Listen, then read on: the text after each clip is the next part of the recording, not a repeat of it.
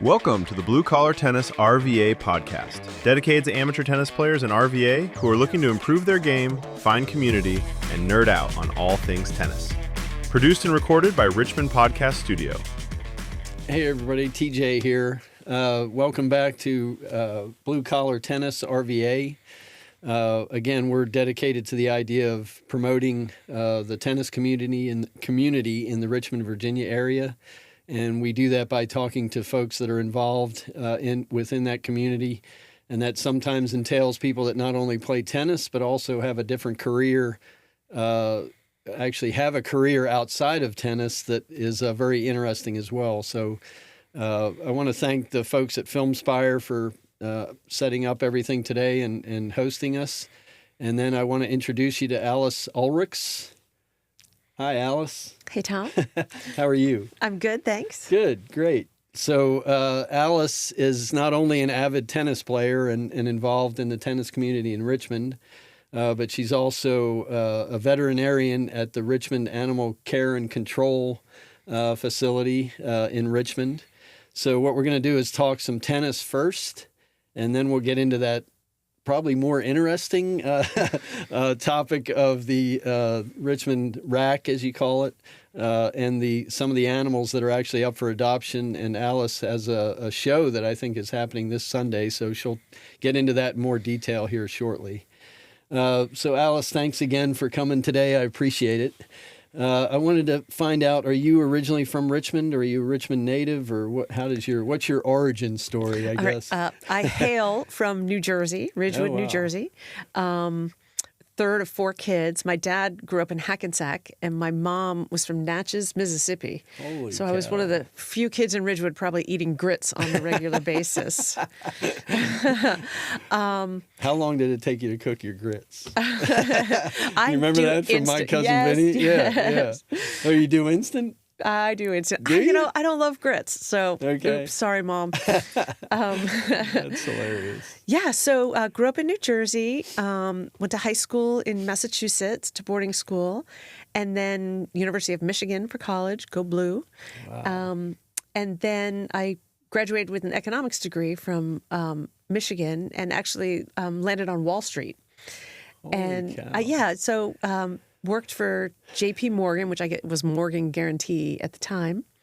And I did that for a few years and then realized, this is not for me. I had always wanted to be a vet, but I thought it would be too hard to pursue. Honestly, I'd gotten some bad advice, but I ended up leaving the bank after a couple of years, and the problem was I had forgotten to take science.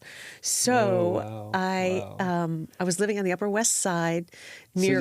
So the original degree was in finance? Economics. You said that. Okay. Yep. So and that led you to J.P. Morgan. And that led me to J.P. Morgan. And then you were still thinking about veterinary school and all that kind of stuff. I started volunteering at the ASPCA in New York, which is their headquarters. Yep.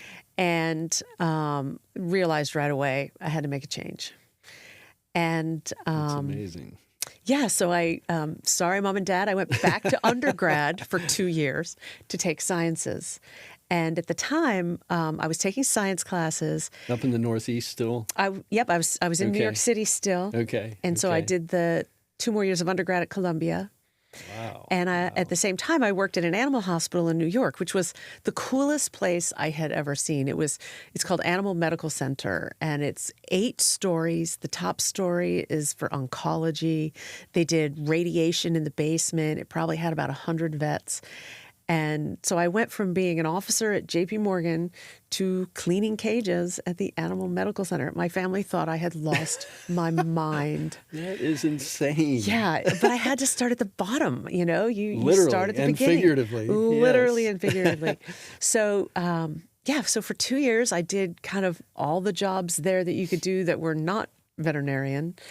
And then I applied and went to vet school at the University of Pennsylvania. Wow. So, and I came back to New York during the summers. And then when I graduated, I came back as a veterinarian at the Animal Medical Center, which I absolutely loved. So they took interns. So I was an intern there. Did you get into tennis while you were in New York, or how did that? Well, it's funny because I did. I had played as a kid, and loved it. My parents played tennis, and so we all took lessons and just played for fun. Yeah. I wasn't good enough to ever really, be on high school teams or anything. And then in New York... Can I just interrupt? That forehand alone is good enough to put you on any high school, college team, I'll tell you that. And I remember I was newly married, and we both played tennis, and we were trying to figure out, where do you play tennis in Manhattan? And we found a bubble in the wintertime that was so expensive. The only hour we could afford was 11 to 12 p.m. at night. Holy cow. During the week. Wow. So we would try, here, when you're young, who cares? Yeah, You do it yeah, all. So we yeah. would play tennis probably about twice a month from 11 to 12 p.m. or I think it was 11 to 12:30 at night in Holy Manhattan. cow. So the hard thing is finding other people to play with you at that hour. I know. Imagine. We ended up playing singles. We couldn't find Okay, anyone to okay, play. We would okay. just play singles against each other because, that's tough. Yeah, I have a 9 a.m. contract, 9 p.m. contract at ACAC on Wednesday nights. And if we have 6 guys, one of whom has given up tennis. The other guy got injured. So now if anybody bails, we can't find anybody to substitute. I know. It's hard. Yeah, I don't sleep crazy. well when I play that late at night. It's hard to go to sleep. Yeah. It's hard to get to sleep. And then I get up at like 5 or 4. And I'm like, okay, what is going on? Well, and we both play a lot of matches. If I have a late night match, because sometimes in the summer they'll go from 7:30 to 9. Yeah. I don't sleep well at all that night. Too much adrenaline, too much thinking through it. Yeah, and your body's sore, and if you don't Tired, take an ice bath and all dehydrated. that kind of stuff. I know, right? So I know you've been 4.0 level. I've been. That's as high as I've ever gotten. Okay. And now I'm a 3.5. For years, for about 5 years, I bounced back and forth between the two, which was completely frustrating because I would get on a team and then have to leave that team and find another team and then go back to the team. But I've been a 3.5 for probably about 5 years now. Well, that's a great point too, because the level of competition varies so dramatic. I mean, even from 3.5 to 4, like the higher level 4.0s are like heads and shoulders above 3.5. I got my butt kicked at 4.0. I am not gonna sugarcoat it. It wasn't pretty. Yeah, it's frustrating. I can see how that would be frustrating to go from one rating to another and then back again. You're like, oh my gosh, and right? You get kind of schizophrenic about it. So the last time they tried to bump me up, I contested it, and I was like, I don't want to go, which I think is contrary to what every other tennis player actually wants. Yeah. But I just thought, you know what? I'm really happy on my teams and my clubs and with my friends. Yeah. Speaking of which, you played at Ridgetop. Are you still a member at Ridgetop, I'm assuming? Nope. Okay. I left Ridgetop, I guess, during the pandemic and switched over to Avalon. Okay. Yep. They just have a lot more teams for like the 55 and over crowd.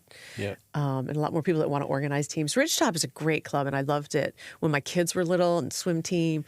But the tennis community is just smaller. It's smaller, and they don't have an indoor capability. Right. So you look at Courtside West as the option for that, right? Yes. So I've been playing at Courtside since about 2021. Okay, that's nice.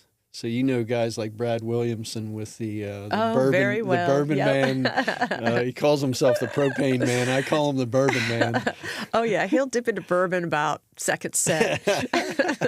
Yeah, I love that. I remember this He's story. hilarious. We played at Ridgetop one time, and Jack, I forget Jack's name. He passed away, I think, from cancer, but he was good buddies with Brad. And they kicked our butt, and we were all depressed. Ridgetop team was all depressed because I used to be on that team. And afterward, Brad goes, "Hey, let's play liquor pong or whatever." And he put cups out on the court, and we started playing tennis with bourbon in solo cups on the court. I could totally see we were that. there till like midnight, and I got home, and Joanne was like, "You are." It was I was like, yeah, I just had the most fun on a tennis court that you can possibly have. And Brad captains a lot of teams, and as do a bunch of the Avalon guys. And it's always a ton of fun because there's always beer and a happy hour after. Oh, yes. Win or lose, everybody socializes, and it's just so much fun. But they're always so competitive too. Oh yeah. I mean, the matches matter, and they're strategic with pairings and all that stuff. They don't take it lightly. So they want to go to the next level. I appreciate his focus and his aggressive attitude on the tennis court. He played college basketball. He was on the Wake Forest team. I'm trying to get him on here, and I will do that. He's had some issues lately, but I'm going to get him on here to interview him. But yeah, he said he sat the bench, but he was on Wake Forest team I'm back impressed in the 80s. he was on the team. Yeah, pretty cool love story. that. So do you? So are you an equipment nerd? Do you get into that kind of stuff with your racket and your strings? And No, all in that fact, kind I'm of stuff, just the opposite. I have had the same racket for so long, and I need an upgrade, but I'm terrified to switch because what if I don't like it? Yep. I switched once, and within 3 months I had tennis elbow, so wow. So now I have PTSD about playing with other rackets. So I love my Babolat's. I have 2, and I just switch back and forth right now. But I am looking to kind of upgrade to something more recent. I mean, they're probably both 10 years old. Yeah, I think they're the Pure or the Arrow Pure is coming. Drive, The new one is coming out, I think, in March or something like that. I Maybe would I'll test highly it. recommend. Oh yeah, what do you Yonex. play with? Okay. Yonex. This is the Percept, and these strings are Yonex strings. Very easy on the arm. Is that and the what you elbow. played with when you beat me? Yes. As a matter of fact, yeah. So Kieran, who was on the first episode, strung this for me, and he knows my game well enough that he knows exactly what string to put in there, and it makes a big difference. So Yes. But I like this racket. I have a Babolat in here. I use this over that. Actually, so I'll have to try it. Yeah, I would demo it if you get a chance. I was gonna Try say, to demo a Yonex. where do you go to demo now? Plaid Racket closed. Yeah, Tennis Express is good. Okay. They'll do Bob Riggs. He's a master at demoing rackets online, and I think Okay. Tennis Express or Tennis Warehouse, one or the other, is his preferred. Oh, I'll talk to him. His vendor. wife is one of my dear friends and tennis friends, Oh, Renee. Yeah, Renee. Yeah, absolutely. So and he tells the stories about, I'll get 3 and demo them, and then I'll figure out which one I prefer, send 'em and then he'll back. get it strung, based on how I think he gets it strung locally. But so did Plaid Racket actually close their doors, or did they? I don't know, but they were located in Courtside, and they're That's not right. anymore. And we could demo some of wow. those rackets. Yeah. So I don't know if they left or closed. I honestly just don't know. I But think there was a change in ownership at some point, because the think last a time couple I of went in there, times. there was a different different person working there, and he strung this racket actually, and he gave me like the worst string ever. It was not a good experience. I shouldn't say that. Not trying to down talk those guys, but because the previous guy, Aaron, I think, with a young guy that was in there that strung, he was really good. Courtside has a guy that does really good stringing there now, because we used to just drop it off at Plaid Racket, and they would deliver it to Courtside for us strung. Okay. Nice. I should remember his name because he just did my racket and he did such a good job. Sorry, guy. I can't remember his name. But he's at That's all right. Courtside if people want their racket strung, and he did a nice job.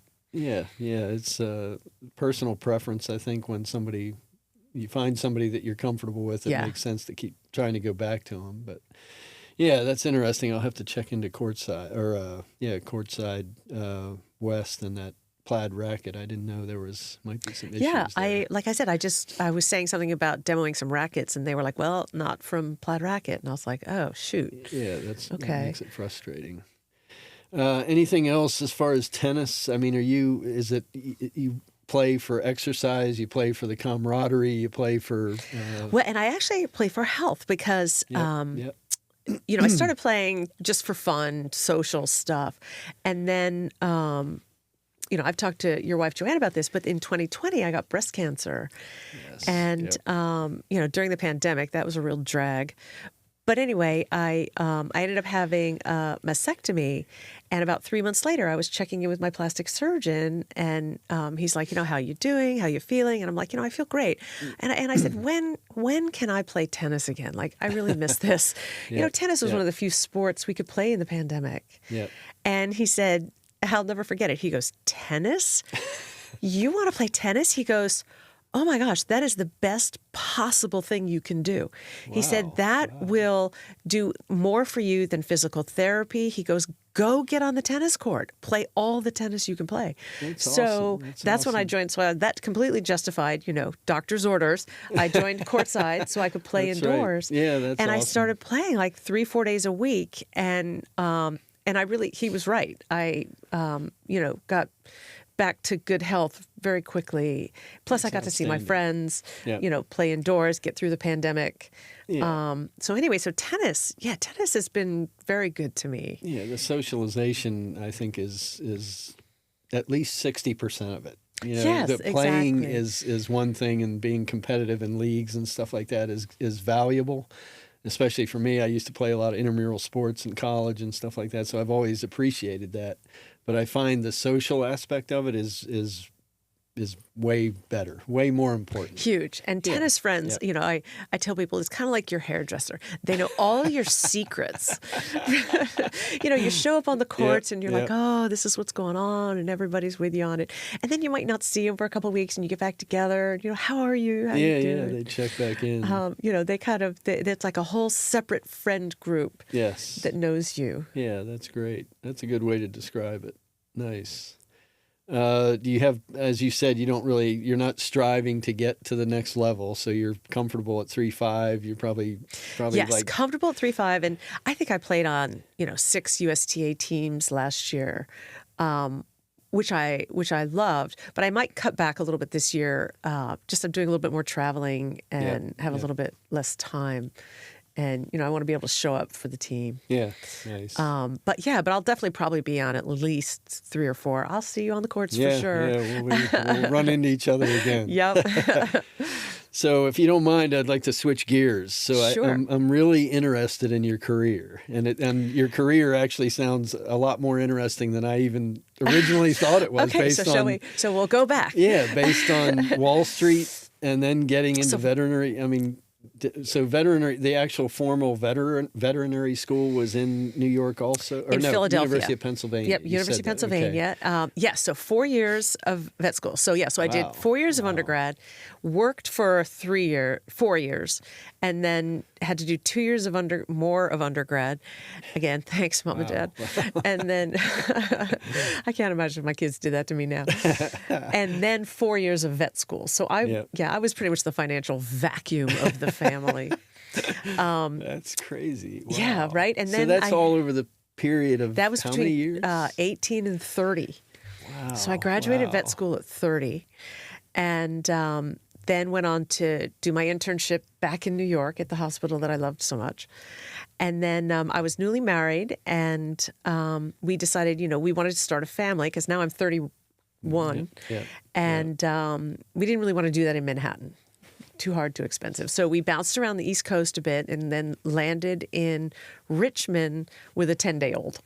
Holy cow. And so it took me a minute to kind of get my bearings. Just, I felt like I was living someone else's life. I went from being a veterinarian in Manhattan to a mother in Richmond with a 10-day-old. That is took crazy. a minute. So you stayed at home for a certain So I stayed stretch? at home just, for probably about 6 months, just because I honestly didn't even have any leads on jobs or anything. Yep. And then I worked part-time in a private practice for quite a few years. And then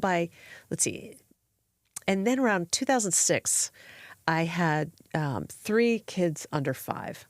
And it was really hard to work. Like, my plate was just so full. Yep. So I stopped working, and I was just going to take some time off. I had all these little kids. And then about 5 months into it, I got a call from the city. And they said, we hear you're not working. And the veterinary community is very small. I was going to say, they knew so they must have knew you by reputation. Or well, I'm not really sure how they knew me. I'm sure it was, they had probably talked to a veterinarian who said, call Alice. She's not doing anything. Yeah. And so they called me and they said, and I was like, well, what are you looking for? Because I needed so much flexibility. And they said, okay, here's what we want. We need you like 15 hours a week. You can make your own schedule. There'll be no emergencies. There'll be no weekends. And I was like, you are talking my language. Any mom with little kids needs that kind of flexibility. Yeah, that's perfect. So I said, okay. So I took the job at Animal Control.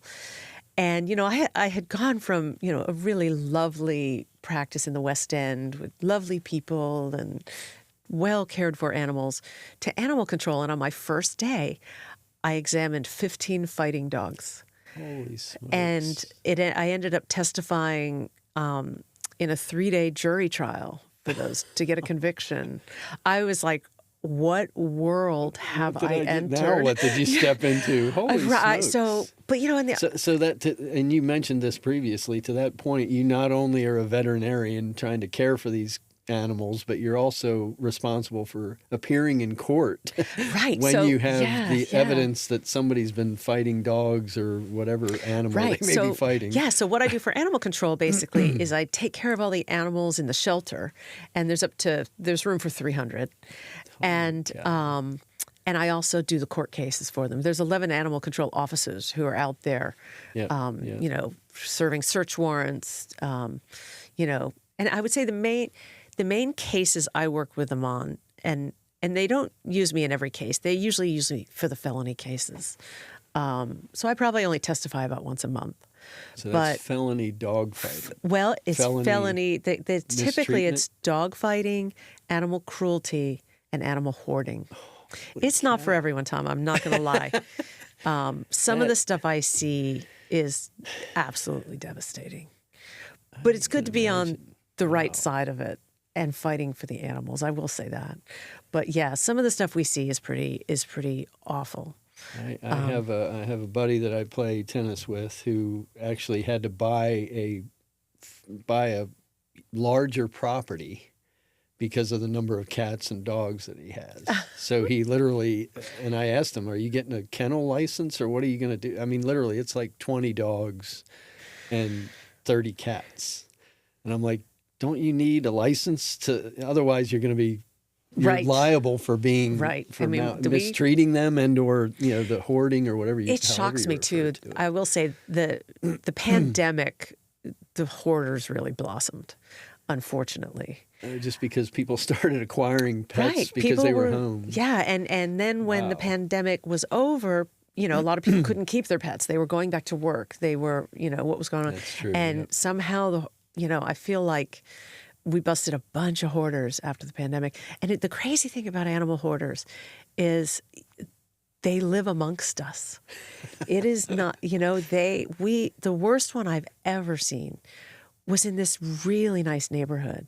And I think the neighbors were shocked and horrified. I mean, we're talking 20 dogs, 30 cats, raccoons, turtles. It is truly a mental illness. Holy and smokes. I don't think, people realize the amount of animal suffering that goes on in a hoarding situation. Yeah, that's... it's a full hazmat team that has to get in there, and the houses are usually condemned.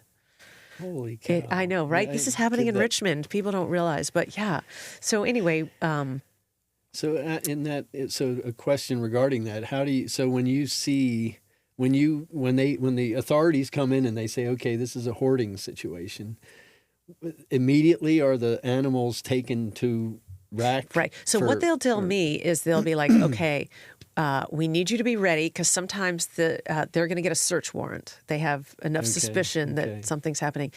And I will just say, just for the public out there, if you see something, say something. That is really how we get a lot of our information.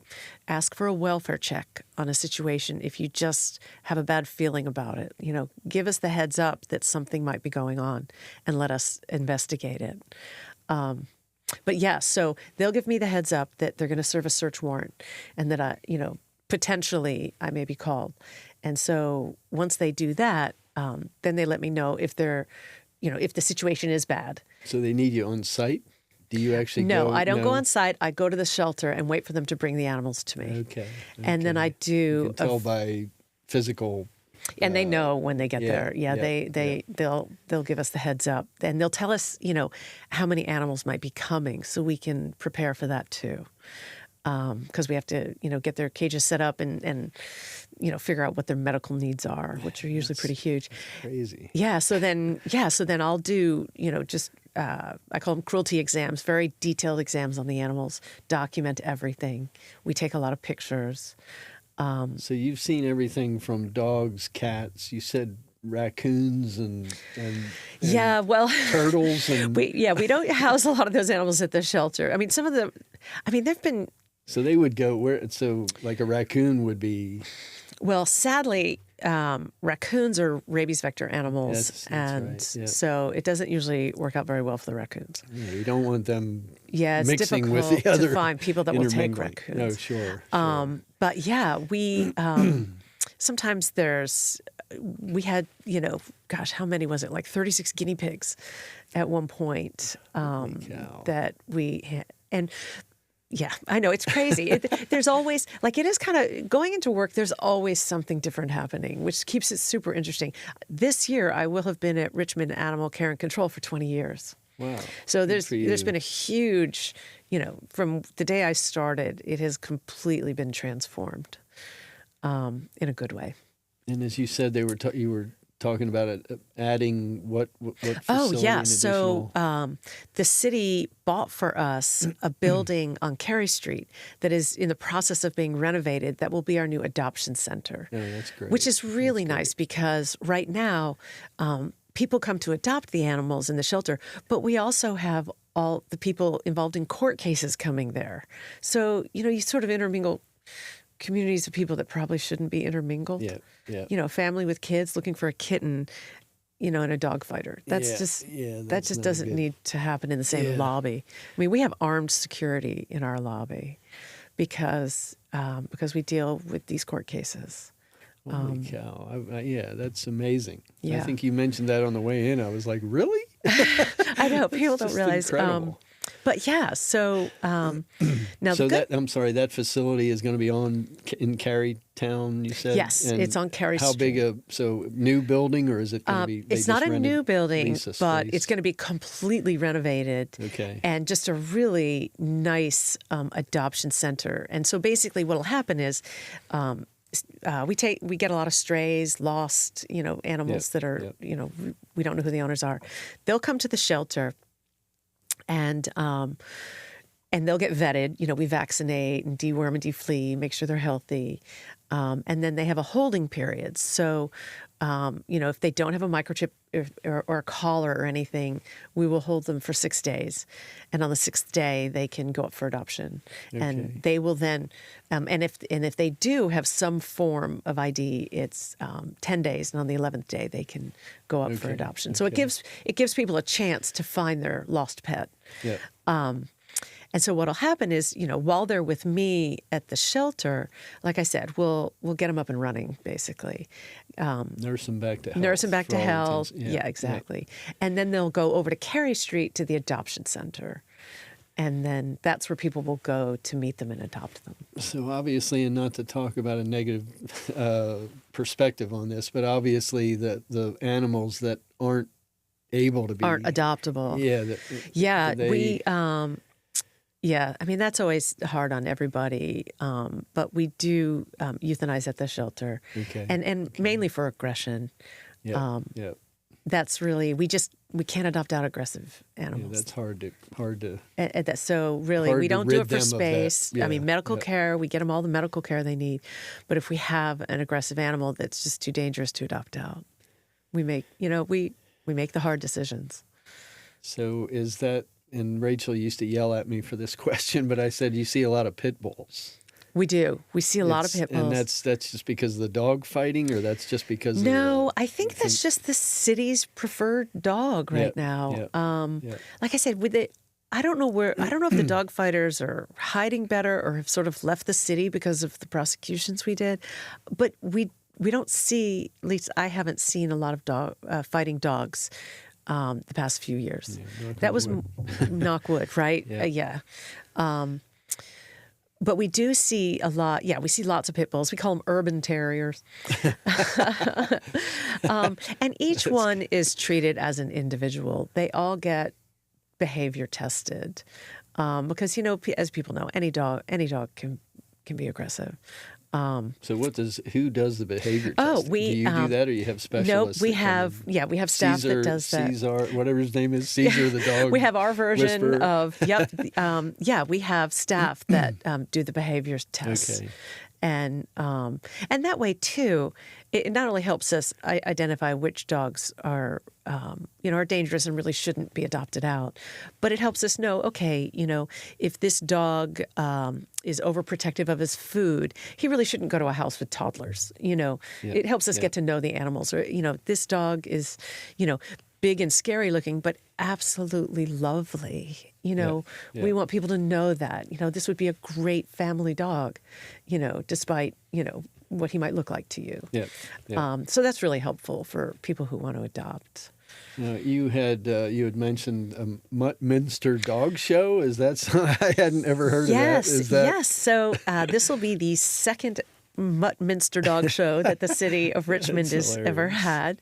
And it'll be over at Main Street Station this Sunday from 12 to 4. I hope people will come. It's absolutely adorable. People can bring well-behaved dogs. And we have all sorts of cute categories, just silly ones for all the mutts, crookedest teeth or best sploot or, just... So it is like the Westminster show, but with a sense of humor. Yes, it is Westminster show, That's Richmond hilarious. Animal Care and Control that's style. That's and it's very cute. I hope people come because it's adorable. So is there a website dedicated to that? No, but you can go to the Facebook page of Richmond Animal Care and Control. They will talk about it. You can go to City of Richmond Animal Control. Go to the animal control site there. They will talk about it. Okay. But Main Street Station, 12 to 4 this Sunday. Come to Muttminster.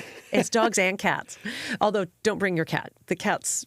the cats don't really like that. Yeah, they get a little skittish. But there are categories for both. And prizes. Oh, there's prizes and ribbons. The mayor will be there to award Best in Show. So is this televised or what kind of coverage do you have of this? I'm not sure. Rebecca Wild from the radio station is... I think part of hosting. So it should be really fun. That's a great idea. That's brilliant. Not only for the community, but also for the animals to be able to show themselves off. And people like to show off their goofy mutts. They love them so much. I will say Richmond is a big animal loving community, and we appreciate that. Do you register to bring your dog, or how does it? Oh, you're asking me details. Right, so that's something people can find out by They going can find on. out, yeah. Okay. I think you can bring your pet I think the categories and prizes have already happened. Like, I think people have already had that chance. I see, okay. But double check on that. So walk-ins welcome. Walk-ins welcome, yes. At the Muttminster Dog Show. Dog Show on Sunday. Dog and cat show. Sunday at the Main Street Station from noon to 4. Yes. Okay, that's amazing. I will try to get there. It sounds like a hoot. Well, good. I'll see you there. Yeah, that's hilarious. I think I have a tennis match, but we'll see. Of course. I had to get a sub. Oh, did you? That's hilarious. I'm sure my daughter Rachel will be in attendance. Oh, good. I'm Tell her assuming. to make sure she finds me. Yes, I will have her do that.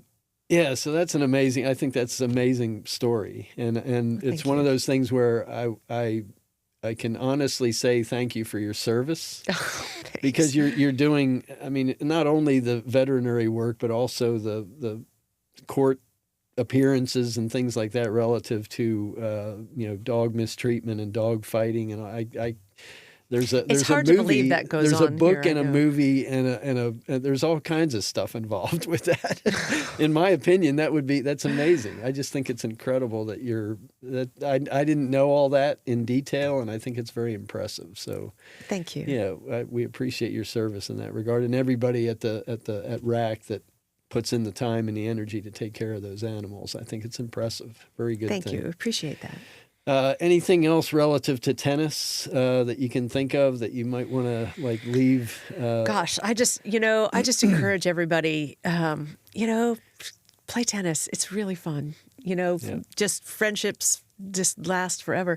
Oh, and they did come out. It's one of the best sports for you as you age. Yep, I've seen that. They were saying just the hand-eye coordination, the social aspect, the cardiovascular. There's just so many reasons to love tennis. Yeah. Do you know George Campbell from Raintree? I do not. He is he's a buddy of mine, but that guy has been through, to your point, he's been through cancer. He's had multiple, and he may not appreciate me talking about this, but he's an amazing guy, and he actually has to serve underhanded because he has shoulder injuries that date back to the Vietnam War and stuff like that. So yeah, the stories, to your point, the friendships and the stories that you glean from just meeting people at random while you're playing tennis can be just absolutely amazing. And it's fun because when you play on these teams, you bump into people and then you just become friends by just the repetition of seeing each other and playing against each other and having a beer after the match. I mean, it's just really nice. Yeah, it's a very good community, and so that therefore our goal here to try to bring that to light within Richmond and do that on a regular basis. So, Alice, I appreciate it. Thank you for your time. Look at that. We burned 30 minutes. You were worried about that. Thank you. I enjoyed it. Yeah, so we have actually 2 stories that Alice wants to share with you relative to dogs that are up for adoption. So she's going to show a picture and detail the name, and then she'll give you a little story, background story. So go ahead, Alice. All right. This is Swan Princess. She came to animal control. Somebody found her in a park. She was emaciated. She was absolutely filthy. We have no idea what had happened to her, but she was completely traumatized. So we got her to the shelter. We got her cleaned up. We kept her in our nursery, which is sort of an area which is very close and very closely watched, just to try to get her used to being around people again and get her comfortable. Anyway, she's fattened up. She's dogs are so resilient. It is amazing. Yeah. And she is now in foster care, getting used to family life again. Anyway, she's a lovely dog who's been through a lot that is looking for a permanent home.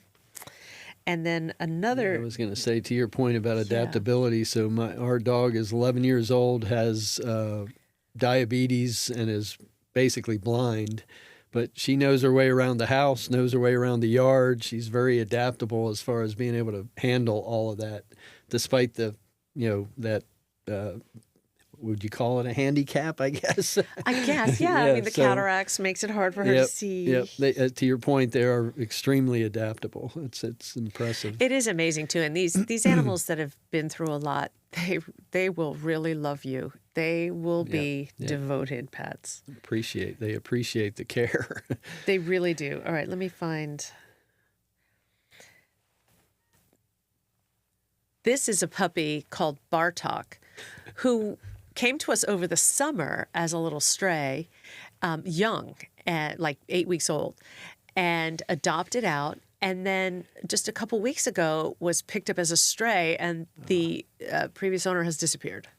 So, and it's such a nice dog, sort of an adolescent now, around the 6 to 8 month mark. Just a really nice dog that, would love to get out of the shelter and get into a permanent home with a nice family. He's there waiting for his next chapter. So one of the classic photos that I saw on there was, I have to bring it up, the dog's name is Notorious EAT, which I think is hilarious. He is a chunky guy. So many of the dogs we get are underweight. I mean, really in bad shape. And this guy came through just chonky as can be. And the staff comes up with the names, and they're always pretty hilarious. That's perfect. That's just hilarious. That is hilarious. It's a great name. All right. So again, we appreciate your time today. And Alice, thank you again. And feel free to venture over to Richmond Animal Care and Control, and then also Mutt Minster Dog Show on Sunday. Appreciate you guys checking in with us again, and we'll be back in March. I already have one guest lined up. We're trying to get a second, so we look forward to seeing you again in March. And again, thank you to the folks at FilmSpire here for hosting us. Thank you. Take care, everybody.